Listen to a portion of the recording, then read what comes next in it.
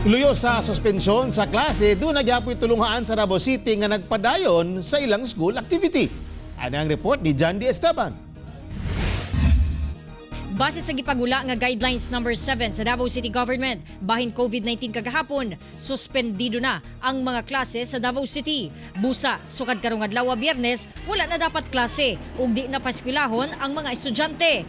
Pero luyo niini, nanulod gihapon ang mga estudyante sa Dr. Santiago Dacudao Senior National High School karong adlaw. Naabtan sa news team nga nag-recital ang mga estudyante nga kabahin daw sa ilang school requirement. Ang uban misalmot pa sa ilahang sports fest. Ang pipila ka mga estudyante nasayod nga suspendido na ang klase pero gipaadto daw gihapon sila og eskwelahan. Depensa sa school head.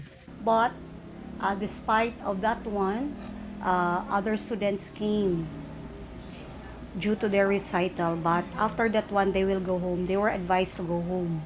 So I posted their cancellation of classes is observed. Pero sumala sa DepEd Region 11. Dili pwedeng gamitong rason nga wa man mi nagklase, nagrecital raman mi. They should have responded to the suspension. Kay kung moingon tag suspended ang klase, suspended ang klase. Now we are taking it against them. Si Bako kung sa may tabo diyan, no? Tunan pa sa DepEd kung unsa himong aksyon labot sa pagsupak sa eskwelahan sa kamanduan. Gawa sa suspensyon sa klase, gimanduan ang tanang maestra nga himuon na lang ang mga nahabiling trabaho sa ilang balay. So kung wala mo'y mga dokumento, papeles karon din sa inyo hangga panimalay, it's important that you go to the schools para kwaon tong mga dokumento.